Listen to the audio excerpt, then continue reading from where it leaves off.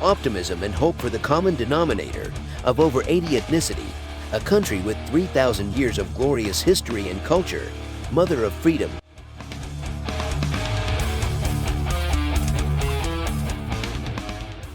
Ethiopia.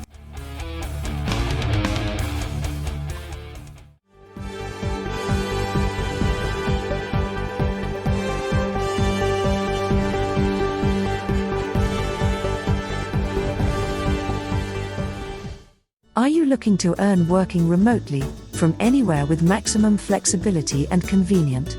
Do you have a talent or services to offer to your clients? You have great chance of working on several jobs or projects for multiple clients at one time. Or are you a business owner or employer who are looking for hiring freelancer to work on your project? Well, if that's yes, please click the link below to learn more about and get started. Welcome to Ethiopia Today. We will be focusing on the following topic on our presentation. Cairo says EU summit in Addis Ababa ignores Nile dam crisis. We invite you to stay tuned until the end to get full picture of the report and analysis. The details are presented as follows. Cairo says EU summit in Addis Ababa ignores Nile dam crisis. The 35th African Union Summit was held in Addis Ababa to discuss peace and security issues in Africa, but the Grand Ethiopian Renaissance Dam was not on the agenda according to Al Monitor report. Even as negotiations on the Grand Ethiopian Renaissance Dam GERD remained stalled, the 35th African Union and EU Summit was held on February 5 to 6 at EU headquarters in Addis Ababa. The summit did not tackle the GERD crisis, which has been strongly disputed between Cairo, Khartoum, and Addis Ababa for more than a decade in Africa. Heads of states and governments from the 55 EU member states participated in the summit's meetings, including Egyptian Foreign Minister Sameh Shoukry. The agenda of the summit focused on African peace and security-related issues and the repeated military coups in Africa. 4 coups occurred within 10 months in the western part of the continent, including in Burkina Faso, Mali, and Guinea, as well as a failed coup in Niger. Egyptians counted only the West African coups but ignored the East African coups, including the Sudanese. Is this a deliberate or any reason for not mentioning the coup of Abdel Fattah al-Burhan? Al-Burhan has been an intimate friend of Abdel Fattah al-Sisi, and it's obvious that the Sudanese military government has been a right hand for Egypt. African coups are being mentioned here from their negative perspectives, and hence including the Sudanese incidents doesn't make sense for Egypt as an ally of the generals. Thanks for that. Pleasure. Let's resume from the report. The agenda of a EU summit also included the repercussions of COVID-19, the member states' positions on the decision to grant Israel official observer status at the African Union, migration, poverty, and economic integration. Meanwhile, the EU summit unanimously voted to suspend the decision to grant Israel observer status in the Pan-African Organization. It also announced the formation of a committee of 7 countries to examine this decision, including current EU chair Senegal and Algeria, which strongly opposes this decision. Commenting on why the GERD crisis was not discussed at the summit even though it was held in Addis Ababa, which is a party to the crisis, and even though Cairo took part in the committee's meetings. Mohammed Al-Arabi, an Egyptian parliament member and a former foreign minister, told Al Monitor that the 35th EU summit was not supposed to discuss the GERD issue and the dam crisis was not on the agenda. Hence, Egypt was not expecting the GERD crisis to be discussed at the summit, he said, adding that the summit meetings are not the right place to discuss such a major crisis, which is a matter of life and death for both Egypt and Sudan. Come on, Egypt. There is no such thing as life and death. The GERD project builds the lives of many, not causing deaths. In fact, it saves the lives of several people suffering from seasonal flood in Sudan. Sudan is the major and the instant beneficiary of the completion of GERD project. If Egypt is nervous or worrying too much about the water shortage due to GERD, then it has to find alternative solutions for the death prediction. Ethiopia doesn't see any such problem to happen in Egypt because of the GERD. The water continues to flow down to Sudan and Egypt as usual after hitting the turbines. The reservoir and dam will offer major benefits to Ethiopia, Egypt, and Sudan. Egypt has for a long time held the major ownership of the water from the Nile River and prevented Ethiopia from constructing a dam. Egypt even has to pay the compensation to Ethiopia for preventing or for its deliberate negative perception towards the project for such a long period. Egypt's economy is more than threefold of Ethiopia's, mainly because of the America's dollar inflow into its economy without any sanction imposition for its intermediary role between the Israeli and Arab matters.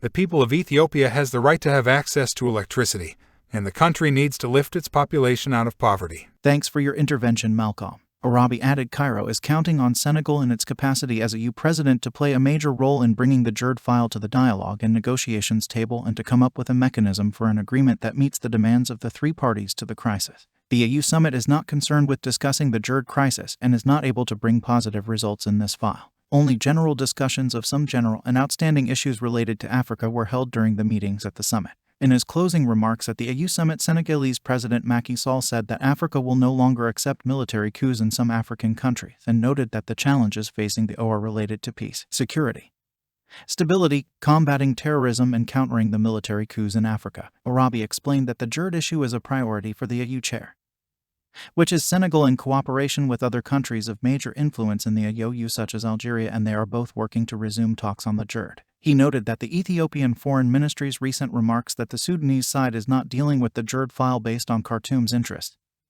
but rather to the advantage of a third party, is an Ethiopian attempt to divide the unified Cairo and Khartoum position that rejects Addis Ababa's unilateral filling of the dam's reservoir. In a February 12, 2022 televised statement, Sharif El-Ghabali, head of the Egyptian Parliamentary African Affairs Committee, said the GERD issue will be resolved sooner or later, adding that Egypt is in good standing in Africa as the Egyptian policy is strongly oriented toward Africa. In this context, Arabi said the Ethiopian side believes that dividing the Egyptian-Sudanese position is the first step toward progress in the GERD file. Yet the two countries are well aware of these malicious attempts that seek to drive a wedge between the two countries. These malicious attempts prove that Addis Ababa has no serious intention for progress to resume negotiations and reach a binding legal agreement that meets the aspirations of the three parties to the crisis. He added, the Ethiopian side has been prevaricating and buying more time and has no intention to engage in serious talks. That is why we do not trust the Ethiopian side in reaching a binding agreement. This prevarication that has been going on for a decade has been the biggest obstacle to the success of any negotiation attempts or attempts to resume them. Egypt's close involvement in the internal matter of Ethiopia and supporting the terrorist TPLF is not mentioned as malicious here. Interesting. We don't think what Egypt's stating about Ethiopia is true. It's not the question of dividing both leaders of Egypt and Sudan, but Ethiopia has a genuine point to make here. Since the start of the GERD, the Sudan's rhetoric about the dam has moved from being broadly welcoming to being suspicious and belligerent. Why? Ethiopia sees the reason behind such a move coming solely from Egypt. Ethiopia has no problem with either Sudan or its people but puppet military government. It looks like Sudan is under the Egyptian colony currently. The Sudanese are crying day and night with vain as the coup government is not listening to the voices of its own people. Thanks for that. Salah Halima, former assistant foreign minister in Egypt, said that the GERD file was transferred to Senegal after the latter was handed the AU presidency and that regional and international efforts are currently being exerted to push forward the negotiation process. Meanwhile, Abu Dhabi Crown Prince Sheikh Mohammed bin Zayed Al Nahyan held in late January and early February separate meetings with Egyptian President Abdel Fattah al-Sisi, Ethiopian Prime Minister Abiy Ahmed, and General Mohammed Hamdan Daglo, Deputy Chairman of Sudan's Sovereignty Council. Commenting on those meetings, Halima said the Emirati Crown Prince's meetings come as part of international moves to push for the resumption of the GERD negotiations. He mentioned similar moves by Saudi Arabia, the United States, and China. Halima also condemned Ethiopia's attempts to drive a wedge between Cairo and Khartoum in reference to the Ethiopian Foreign Ministry's statement on Sudan working to the advantage of a third party rather than for its own interests. He said such attempts are unsuccessful and will not lead to any progress because both countries are well aware of how dangerous Ethiopia's unilateral actions on the GERD are. Halima continued Egypt is counting on Senegal to play a pivotal role in resuming the GERD negotiations, particularly since Senegal had a similar experience during a conflict over the Senegal River Basin countries. This brings the end of our presentation. Our viewers, you can post your own views in this matter. Attention business owners. Let me ask you something.